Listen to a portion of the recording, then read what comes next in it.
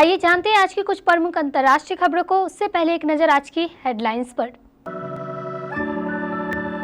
वसूली का एक केस और ऐसे यूपी से पंजाब की जेल तक पहुंचा था मुख्तार। अदालती लड़ाई लड़कर योगी सरकार लाई थी Banda jail. Electoral bond account seize और ऑपरेशन लोटस। इंडिया गठबंधन की रैली में उठेंगे कौन कौन से मुद्दे। एकनाथ शिंदे ने जारी की शिवसेना के 8 उम्मीदवारों की लिस्ट। देखें किसे कहां से मिला टिकट। सुप्रिया श्रीनेत को कांग्रेस से झटका। इसी ने भी थमाया नोटिस। कंगना पर टिप्पणी कर क्या फंस गई। लालू यादव की आरजेडी 26 सीटों पर लड़ेगी चुनाव। पूर्णिया पर अभी भी सस्पेंस। कांग्रेस को क्या मिला। चीन की कंपनी ने पाकिस्तान में बंद किया कारोबार। आतंकी हमले के बाद लिया फैसला। गाजा के अस्पताल में दूसरी बार भड़की लड़ाई। 200 लड़ाके मारे गए, 800 गिरफ्तार। दिल्ली नोएडा में 2 दिन से गर्मी कर रही परेशान। आज से मिलेगी राहत। क्या कंगना रनौत और गोविंदा के बाद पॉलिटिक्स में एंट्री करेगी कृति सेनन। एक्ट्रेस ने दिया यह जवाब। और ऋषभ पंत की दिल्ली का धुर्रार उड़कर इमोशनल हुए रियान पराग। बोले मेरी मां यहां है। उत्तर प्रदेश के माफिया डॉन और मऊ विधानसभा से पूर्व विधायक मुख्तार अंसारी की गुरुवार को मौत हो गई। बांदा जेल में अचानक उसकी तबीयत बिगड़ने के बाद मेडिकल कॉलेज में इलाज के लिए ले जाया गया था, जहां इलाज के दौरान शाम करीब 8:30 बजे उसकी मौत हो गई। मौत का कारण हार्ट अटैक बताया गया है। बता दें कि मुख्तार को कुछ दिनों के लिए पंजाब की रोपड़ जेल में भी रखा गया था। कांग्रेस की कैप्टन अमरिंदर सिंह सरकार के तहत मुख्तार अंसारी को जनवरी 2019 से अप्रैल 2021 तक 2 साल से ज्यादा वक्त से पंजाबी के रोपड़ जेल में रखा गया था। 2024 लोकसभा चुनाव से पहले दिल्ली के ऐतिहासिक रामलीला मैदान में 31 मार्च को इंडिया गठबंधन की पहली बड़ी रैली होने जा रही है। इस रैली में इंडिया अलायंस के कई बड़े नेता शामिल होंगे। कांग्रेस नेता राहुल गांधी, मल्लिकार्जुन खड़गे, पंजाब के मुख्यमंत्री भगवंत मान, साथ ही अलग अलग विपक्षी दलों के नेता भी इस रैली में शामिल होंगे। इस रैली में बड़ी संख्या में लोगों के आने की उम्मीद है। आम आदमी पार्टी इस रैली को अरविंद केजरीवाल के जेल से बाहर लाने के समर्थन का नाम दे रही है, तो वहीं कांग्रेस का मानना है कि इस रैली में सिर्फ मुख्यमंत्री अरविंद केजरीवाल की गिरफ्तारी का मुद्दा ही नहीं, बल्कि कई और अहम मुद्दे हैं जिन पर रैली में चर्चा की जाएगी। आगामी लोकसभा चुनाव के मद्देनजर उम्मीदवारों टिकट बंटवारे का सिलसिला जारी है। इसी कड़ी में महाराष्ट्र में एकनाथ शिंदे गुट की शिवसेना ने लोकसभा चुनाव के लिए अपने उम्मीदवारों की लिस्ट जारी कर दी है। गुरुवार को आई इस लिस्ट में 8 उम्मीदवारों के नामों का ऐलान कर दिया गया है। इसमें कोल्हापुर से संजय मंडलिक तो हिंगोली से हेमंत पाटिल को टिकट दिया गया है।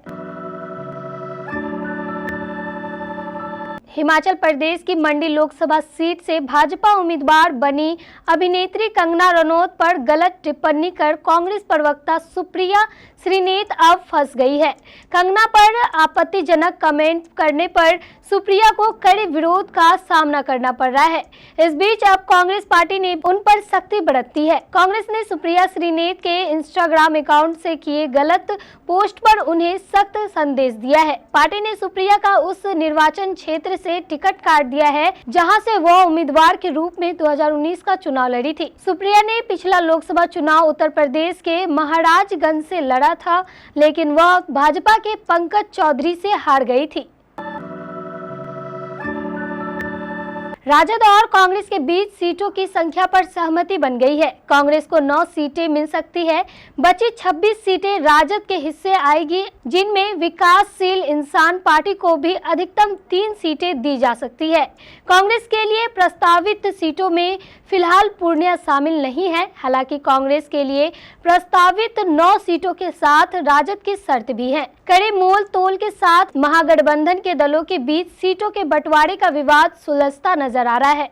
5 सीटों पर वाम दलों का हिसाब पहले हो गया है। बची 35 सीटों का बंटवारा कांग्रेस और राजद के बीच होना है। पाकिस्तान के खैबर पख्तूनख्वा में एक हाइड्रो पावर प्रोजेक्ट पर हुए आत्मघाती हमले के 2 दिन बाद आज यानी गुरुवार को एक चीनी कंपनी ने इस इलाके में अपना काम बंद कर दिया। मंगलवार को हुए एक आतंकी हमले में 5 चीनी नागरिकों की मौत हो गई थी। मीडिया रिपोर्ट्स के अनुसार एक चीनी कंपनी ने पाकिस्तान के इस अशांत इलाके में एक अन्य हाइड्रो पावर प्रोजेक्ट में नागरिक कार्यों को बंद कर दिया है। इसके बाद वहां काम कर रहे सैकड़ों लोगों को काम से निकाल दिया गया। मंगलवार को दासू हाइड्रो पावर प्रोजेक्ट पर 5 चीनी नागरिक सहित कुल 6 लोग उस वक्त मारे गए जब विस्फोटकों से भरी एक गाड़ी ने उनकी बस को टक्कर मार दी थी। 2024 के बाद से चीनी द्वारा समर्थित हाइड्रो पावर प्रोजेक्ट पर काम कर रहे लोगों पर यह दूसरा बड़ा आत्मघाती हमला था। अब तक किसी भी आतंकवादी संगठन ने इस हमले की जिम्मेदारी नहीं ली है। गाजा सिटी के अल शिफा अस्पताल और इसके आसपास के इलाकों में भीषण लड़ाई जारी है। 5.5 महीने के युद्ध में गाजा सिटी में दूसरी बार लड़ाई भड़की है। हमास और इस्लामी जिहाद के लड़ाके अस्पताल के भीतर और अन्य ठिकानों से इजरायली सैनिकों को और उनके टैंकों पर रॉकेट और मोर्टार से हमले कर रहे हैं। 18 मार्च को अस्पताल परिसर में घुसे इजरायली सैनिकों ने अभी तक वहां पर 200 से ज्यादा लड़ाकों को मारा है। इजरायली सैनिकों ने अस्पताल परिसर से 800 लोगों को गिरफ्तार किया है। गिरफ्तार लोगों में करीब 500 की हमास और इस्लामिक जिहाद के लड़ाकों के तौर पर पुष्टि हो चुकी है। बीते 2 दिनों में राजधानी दिल्ली का तापमान 3 डिग्री तक बढ़ गया है। इस वजह से 2 दिन से लोग गर्मी से परेशान हो रहे हैं। संभावना है कि शुक्रवार से गर्मी पर ब्रेक लगेगी और वीकेंड पर कुछ राहत मिलेगी। मार्च के बचे हुए 2 दिन इससे अधिक गर्मी नहीं होंगे। अप्रैल के शुरुआती 2-3 दिनों में भी तापमान 36 डिग्री के करीब रहने की संभावना है। बीते 1 दशक में यह मार्च सबसे कम बारिश वाला चौथा मार्च रहा। इसके बावजूद 24 मार्च तक मौसम सुहाना बना रहा। न सिर्फ अधिक बल्कि न्यूनतम तापमान भी सामान्य से कम रहा। इसके बाद तापमान में इजाफा हुआ। मार्च में सामान्य तौर पर 17.4 mm बारिश होती है। इस बार महज 4.3 mm बारिश हुई। 2022 में मार्च पूरी तरह शुष्क रहा। वहीं 2021 में भी मार्च में महज 3.6 mm बारिश हुई थी। वहीं 2018 में बूंदाबूंदी हुई। जैसे ही कंगना रनौत को लोकसभा का टिकट मिला और उनकी राजनीति की दुनिया में एंट्री कंफर्म हुई, हर तरफ हलचल मच गई। बॉलीवुड गलियारों में भी इसकी धमक महसूस की गई। इसके बाद तो गोविंदा ने भी राजनीति में वापसी की घोषणा कर दी। उधर उर्मिला मातोंडकर कुछ साल पहले ही राजनीति में आ गई थी। वहीं टीवी के राम यानी अरुण गोविल को बीजेपी ने मेरठ से लोकसभा चुनाव में उतारने का फैसला किया है। अब जब बॉलीवुड सितारे राजनीति में हाथ आजमाने लगे हैं, तो ऐसे में कृति सेनन से भी पूछ लिया गया कि क्या उनका ऐसा कोई प्लान है।